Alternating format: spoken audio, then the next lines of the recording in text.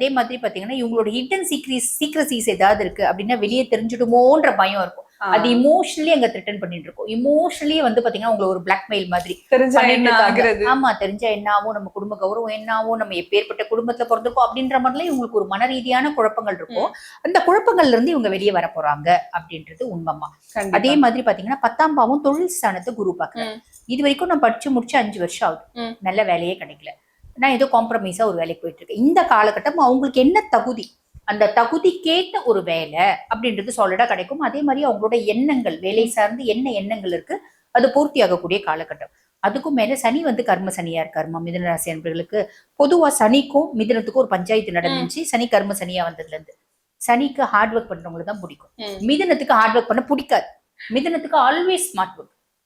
எனக்கு ரொம்ப வந்து பாத்தீங்கன்னா மூலக்கார பசங்க அப்படின்னு சொல்லலாம் மிதுன ராசி. படிக்கிற பிள்ளைங்க கூட வந்து பாத்தீங்கன்னா ரொம்ப ஸ்மார்ட்டா இம்பார்ட்டன்ட் கொஸ்டின்ஸா தேடி படிப்பாங்க. இம்பார்ட்டன்ட் கொஸ்டின்ஸ்லாம் எது ரிப்பீட்டடா கேட்டிருக்காங்களோ அந்த மாதிரிலாம் படிப்பாங்க. இந்த ஸ்மார்ட் ஒர்க் அவங்களுக்கு உண்டு, அதுல கிளிக் ஆயிடுவாங்க. ஒண்ணு புக்கே மாங்குன்னு படிச்சுட்டு இருக்கோம், அதை விட இது 2 மார்க் சேர்த்தே எடுக்கும் அப்படின்னு சொல்லலாம். அந்த ஸ்மார்ட் ஒர்க் பர்சனாலிட்டிஸ்.